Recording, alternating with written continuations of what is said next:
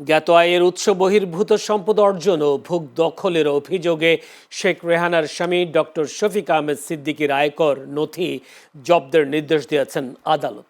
দুদকের আবেদনের প্রেক্ষিতে মঙ্গলবার ঢাকা মহানগর সিনিয়র স্পেশাল জজ মোহাম্মদ সাব্বির ফয়েজ এ আদেশ দেন। আজ দুদকের উপপরিচালক আক্তারুল ইসলাম নিয়মিত প্রেস ব্রিফিংয়ে তথ্য জানান। দুদকের পক্ষে সহকারী পরিচালক ও তদন্ত কর্মকর্তা মোহাম্মদ ইসমাইল হোসেন তার আয়কর নথি জব্দ চেয়ে আবেদন করেন। আবেদনে বলা হয়, আসামি 8,65,41,00,000 টাকা জ্ঞাত আয়ের উৎস বহির্ভূত সম্পদ অর্জন করেছেন। মামলাটি সুষ্ঠু তদন্তের জন্য তার আয় ব্যয় ও মালিকানাধীন অন্যান্য সম্পদ যাচাই করা প্রয়োজন বলেও জানানো হয়। এই আবেদনের প্রেক্ষিতে আদালত শফিক সিদ্দিকের আয়কর নথি ও সংশ্লিষ্ট রেকর্ডপত্র জব্দ করার নির্দেশ দিয়েছেন। শফিক আহমেদ সিদ্দিক ওরফে শফিক আহমেদ সিদ্দিকের নামে জ্ঞাত আয় বহির্ভূত সম্পদ অর্জনের অভিযোগে গত 20 নভেম্বর 2025 তারিখে একটি মামলা হয়েছিল দুদকে। তার প্রেক্ষিতে দুর্নীতি দমন কমিশনের সেই মামলার তদন্ত কর্মকর্তা তার জ্ঞাত প্রাপ্ত তথ্যের বাইরে আর কোনো সম্পদ রয়েছে কিনা এবং আয় ব্যয়ের হিসাবের সঠিকতা যাচাইয়ের জন্য তার নথি জব্দের আয়কর নথি জব্দের আদেশ চেয়ে বিজ্ঞ আদালতে আবেদন করেছিলেন। আর্জেন্টিনার পেশাদার ক্লাবগুলো 5 থেকে 8 মার্চ পর্যন্ত ধর্মঘটে যাওয়ার সিদ্ধান্ত নিয়েছে। Argentine football association AFA president Claudio Tapia বিচারিক নির্যাতনের শিকার হওয়ার প্রতিবাদে এই পদক্ষেপ নিয়েছে। তারা সামাজিক নিরাপত্তা অনুদানের অর্থ আত্মসাৎ করার অভিযোগে তাপিয়াকে 5 মার্চ সাক্ষ্য দিতে আদালতে হাজির হতে বলেছেন এক বিচারক।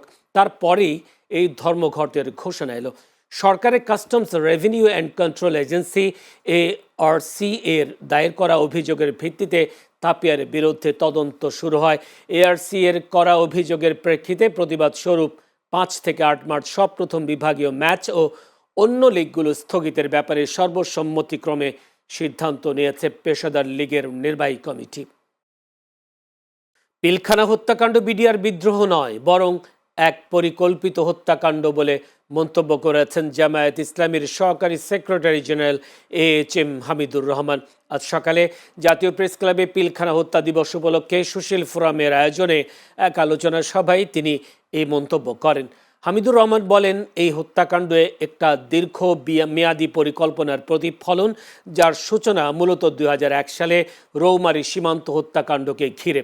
সুশীল ফোরামের সভাপতি মোহাম্মদ জাহিদের সভাপতিত্বে সংগঠনের সাধারণ সম্পাদক ডাক্তার আল হাসান মোবারক, সহসভাপতি ফজলুল করিম শামীম, সংগঠনের নেতৃবৃন্দ উপস্থিত ছিলেন।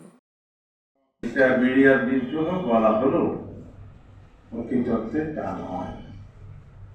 তদন্ত কমিশন যেটা অন্তর্বর্তীকালীন সরকার করেছে, সে সময়ে মেজর জেনারেল ফজলুর রহমান যে রিপোর্ট দিয়েছেন তার আংশিক যে রিপোর্টে আসছে, এখানে স্পষ্ট করা হয়েছে এটা আকস্মিক কোনো ঘটনা নয়, বিদ্রোহের কোনো ঘটনা।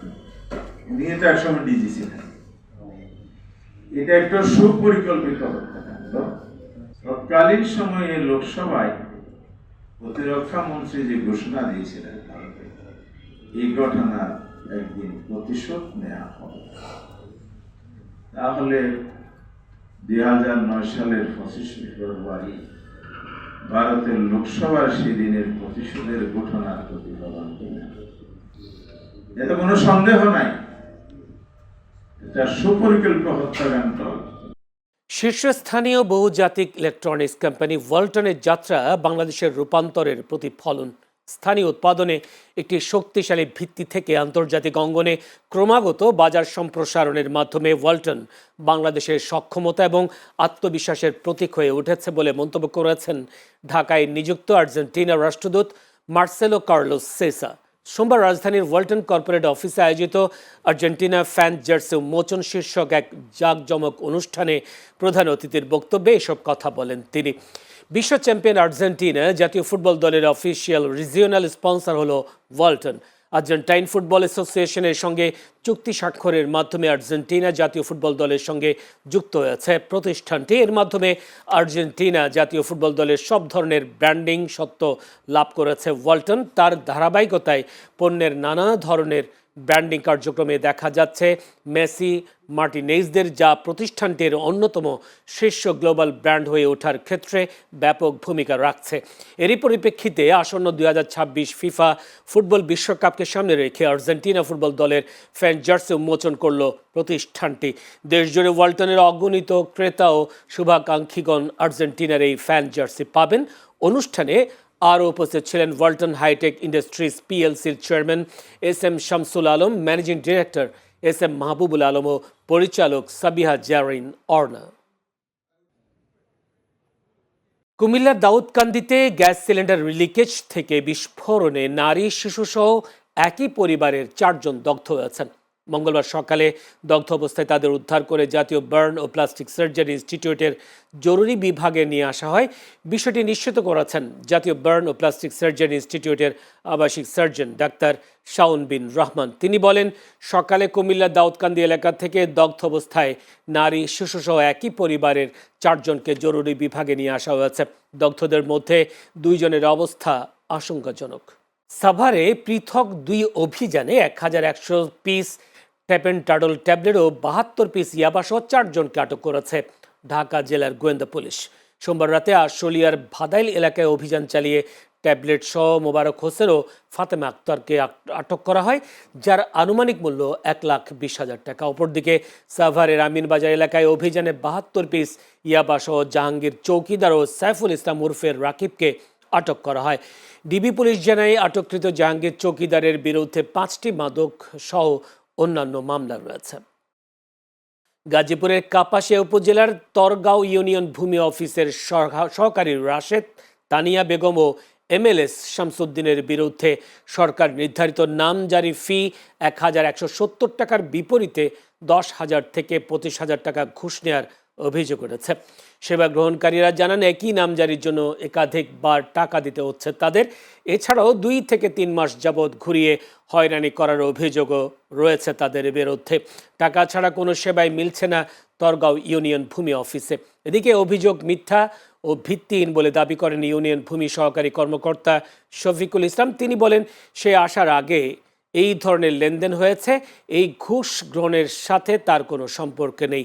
উপজেলা সহকারী কমিশনার ভূমি নাইদুল হক জানান, এই বিষয়ে তিনি অবগত নন। যদি ভুক্তভোগীরা লিখিত অভিযোগ করেন তাহলে প্রয়োজনীয় ব্যবস্থা গ্রহণ করবেন বলে আশ্বাস দেন তিনি। পটুয়াখালীর কুয়াকাটায় উপকূলীয় মৎস্যজীবীদের নিয়ে অনুসন্ধানী প্রতিবেদন তৈরির উপর সাংবাদিকদের প্রশিক্ষণ কর্মশালা অনুষ্ঠিত হয়েছে। মঙ্গলবার বেসরকারি উন্নয়ন সংস্থা উত্তরণের আয়োজনে কুয়াকাটার একটি অভিজাত হোটেলে কর্মশালা অনুষ্ঠিত হয়। এই সময় সিনিয়র সাংবাদিক রফিকুল ইসলাম মন্টু, খুলনা সদর উপজেলা মৎস্য অফিসের marine fisheries officer Ashikur Rahman, উত্তরণের ফিশ নেট প্রকল্প ব্যবস্থাপক রিজওয়ানুল হক চৌধুরী ও উত্তরণের মিল অ্যান্ড ফিশ নেট প্রকল্পের সেফগার্ডিং সেক্রেটারিয়েট আতিকা আজরা অয়ন সহ অনেকে উপস্থিত ছিলেন। কক্সবাজারের কুতুবদিয়ায় রমজান মাসে দ্রব্যমূল্য স্বাভাবিক রাখতে কুতুবদিয়া উপজেলা প্রশাসনের উদ্যোগে নিয়মিত বাজার মনিটরিং করা হয়েছে। মঙ্গলবার উপজেলার ধুরং বাজার মনিটরিং করেছেন কুতুবদিয়া উপজেলার সহকারী কমিশনার ভূমি সাকিবুল ইসলাম। এ সময় তিনি মুদির দোকান, কাঁচা বাজার, মুরগির দোকান সহ বিভিন্ন ফলের দোকান মনিটরিং করেন। দ্রব্যমূল্য ঊর্ধ্বগতি, খোলা তেল, ব্রয়লার মুরগির অতিরিক্ত দাম, রোহিঙ্গা ক্যাম্পের চোরাইকৃত পণ্য বিক্রির দায়ে 4 দোকানিকে 9,500 টাকা জরিমানা করা হয়। বগুড়ার গাবতলীতে নবনির্বাচিত সংসদ সদস্য মুর্শেদ মিল্টনের সাথে উপজেলার বিভিন্ন দপ্তরের কর্মকর্তাদের মতবিনিময় সভা অনুষ্ঠিত হয়েছে। মঙ্গলবার দুপুরে গাবতলী উপজেলা প্রশাসনের আয়োজনে ইচ্ছামতি হলরুমে মতবিনিময় সভা অনুষ্ঠিত হয়। গাবতলী উপজেলা নির্বাহী অফিসার মোহাম্মদ হাফিজুর রহমানের সভাপতিত্বে সভায় প্রধান অতিথি ছিলেন বগুড়া 7 আসনের সংসদ সদস্য মুর্শেদ মিল্টন। এ সময় আরও উপস্থিত ছিলেন গাবতলী উপজেলা সহকারী কমিশনার ভূমি আব্দুর রব সহ অন্যান্য কর্মকর্তারা। সুনামগঞ্জের জামালগঞ্জে 35 কেজি গাঁজা ও নৌকা সহ 2 জন মাদক কারবারিকে আটক করেছে পুলিশ। সোমবার রাতে উপজেলার চাঁদপুর বাজারের খেয়াঘাটে এলাকা থেকে তাদের আটক করা হয়। পুলিশ জানায় সুরমা নদীতে ইঞ্জিন চালিত নৌকায় করে যাওয়ার পথে এলাকাবাসী আটক করে পুলিশে খবর দেয়। এই সময় ৩৫ কেজি গাঁজার চালান ও পরিবহনকারী নৌকা সহ 2 জনকে আটক করে থানায় নিয়ে আসে। জামালগঞ্জ থানার অফিসার ইনচার্জ মোহাম্মদ বন্দে আলী জানান, স্থানীয় এলাকাবাসীর সহযোগিতায় আটককৃতদের বিরুদ্ধে মামলা দায়ের করে আদালতের মাধ্যমে তাদের কারাগারে পাঠানো হয়েছে। নোয়াখালীর সেনবাগের যৌথ অভিযানে কক্সবাজার থেকে আনা ৮,৮৪০ পিস ইয়াবা সহ 2 মাদক পাচারকারীদের আটক করেছে র্যাব। মঙ্গলবার দুপুরে বিষয়টি নিশ্চিত করেছেন জেলা মাদকদ্রব্য নিয়ন্ত্রণ অধিদপ্তরের উপপরিচালক সুব্রত সরকার শুভ। এর আগে সোমবার রাতে নোয়াখালী ফেনী আঞ্চলিক মহাসড়কের সেবারহাট পূর্ব বাজারে নাসির উদ্দিনের ফলের আড়তের সামনে চেকপোস্ট বসিয়ে তাদের আটক করা হয়। নোয়াখালী জেলা মাদকদ্রব্য নিয়ন্ত্রণ অধিদপ্তরের উপপরিচালক সুব্রত সরকার শুভ বলেন, এই ঘটনায় সেনবাগ থানায় মাদকদ্রব্য নিয়ন্ত্রণ আইনে মামলা দায়ের করা হয়েছে। জেলায় মাদক পাচার রোধে যৌথ অভিযান অব্যাহত রয়েছে।